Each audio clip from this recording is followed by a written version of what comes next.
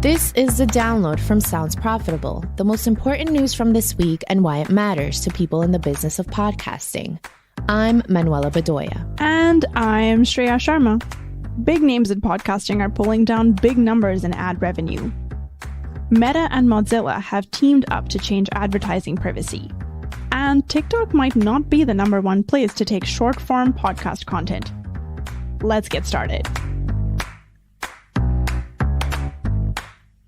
On a sober world news note, advertisers are weathering unintended consequences from Russia's invasion of Ukraine. Ryan Barwick of Morning Brew wrote a brief rundown of the situation last Friday.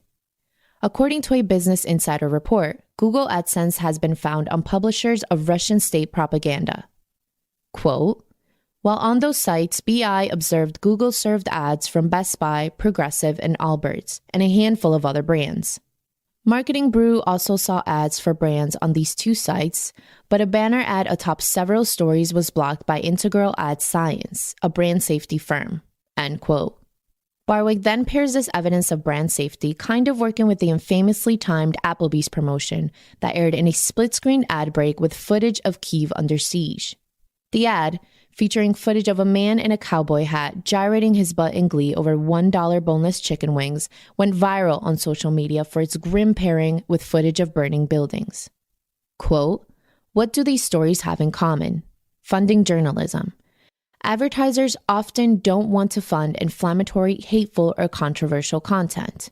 While brand safety tech might help marketers avoid having their ads showing up on propaganda sites, it can also direct their ads away from legitimate coverage of political or other sensitive topics, inadvertently hurting newsrooms as a result. End quote. Both the propaganda site AdServes and Applebee's pulling from CNN serve as evidence of extremes of what could happen in similar spheres of podcasting. To ignore brand safety and the messaging of associated programs is a recipe for being associated with disinformation and propaganda. To overcorrect and leave the space entirely could leave journalism podcasts without the stability of CNN in a financial pickle.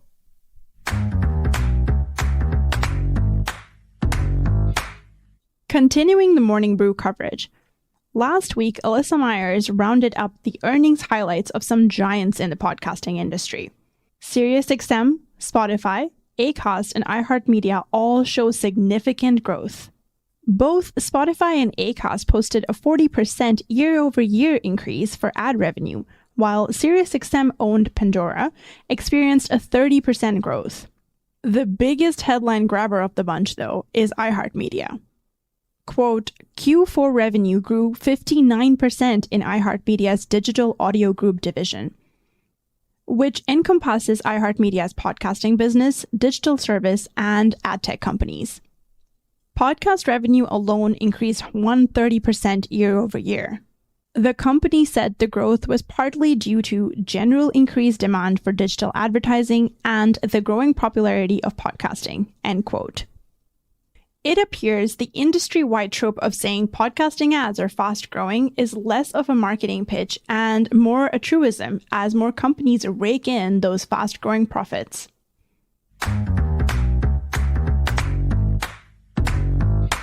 Up next, we have a story shuffled into the digital stack of news and left by the wayside. Spotify appears to be better at announcing podcast deals than actually publishing podcasts. While a Business Insider article was published on February 18th, much of the original reporting on the subject was done by Pod News' James Cridland in the December article, Missing, the shows from these big Spotify announcements. As Cridland and others report, a great deal of splashy Spotify projects announced since December of 2020 have yet to come to fruition. Some announcements were vague deals akin to a popular actor signing a multi-picture deal with a prominent movie studio. Others, however, appear to have died on the vine. Warner Brothers and DC Entertainment's celebrity-studded Batman audio fiction series has fallen off the radar since announcing its cast last June. British royalty power couple Meghan and Harry signed up in December of 2020. The most concerning is Kim Kardashian West's partnership with Spotify and Parcast. Cridland writes, quote, in March 2021, she hinted she was ready to release her episodes. Where are they? End quote.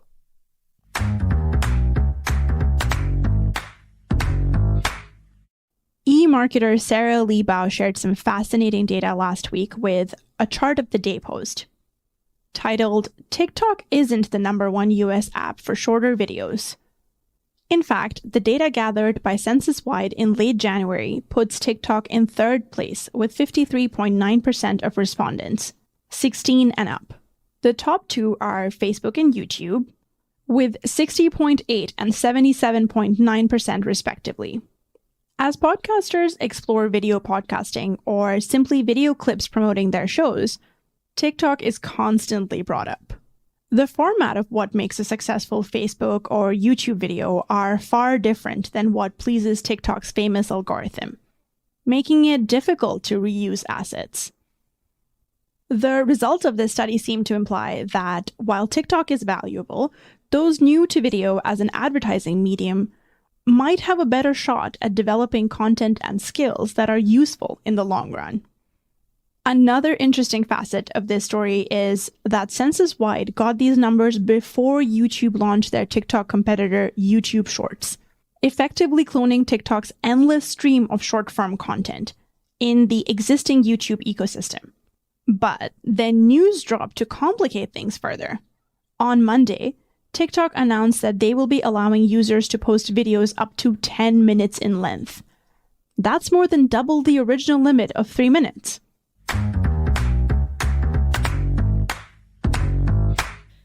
Sarah Fisher, writing for Axios, broke the news of German publishing company Axel Springer investing in a new podcasting company, Spooler.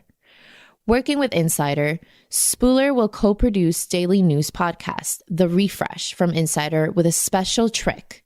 Spooler's proprietary tech will allow the host to add new segments to that morning's episode as the day's news progresses.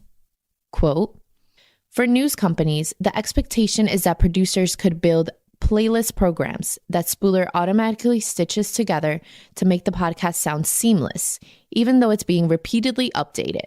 The bespoke player on Insider.com and Insider's app will allow users to skip over segments they've already heard." End quote. Meanwhile, last week iHeartMedia announced TalkBack, an in-app feature allowing podcast listening audiences to send voice messages to show hosts. There must be something in the spring air, as podcast companies seem to be in the mood to experiment and innovate, pushing the limits of what podcast tech can do.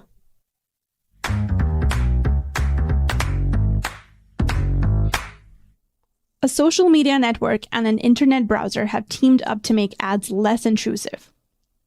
Trey Titon writes for AdTech Explained, quote, "When Meta and Mozilla team up to improve digital advertising, you should probably pay attention.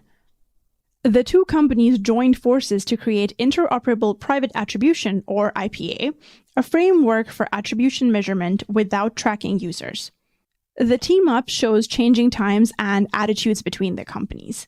Back in 2018, when Meta was still Facebook, Mozilla developed an extension for their Firefox browser with one goal: keep Facebook from watching users' web activity outside of Facebook. Now, the two are teamed up with a proposed framework that could follow pro-privacy trends, formed by Google and Apple, to find a way to provide useful advertising data while protecting the individual's privacy. Titon's breakdown of what Meta and Mozilla have proposed IPA will be, as well as what its constituent parts might actually do, is incredibly thorough. Thorough enough to necessitate a table of contents. Check it out in the link in the episode description. For more thoughts on the subject of podcast advertising and a quality over quantity approach, the download recommends Brian Morrissey's Substack newsletter piece, titled "End of an Era of Ad Targeting. Publishers Will Need Closer Ties to Their Audiences." We should know we covered it last week. And that was the download from Sounds Profitable. I know we went through these fast, so be sure to check out the links to every article mentioned right in your podcast listening app or on soundsprofitable.com/thedownload. And thanks for sticking with us as we continue to make tweaks to this grand experiment to give you the best stories you might have missed from the past week. I'm Manuela Bedoya. And I'm Shreya Sharma. Special thanks to Ian Powell for his audio prowess, Gavin Gaddis for writing today's script, and to Omny Studio for hosting the download. And of course, thanks to you for joining us. Robot.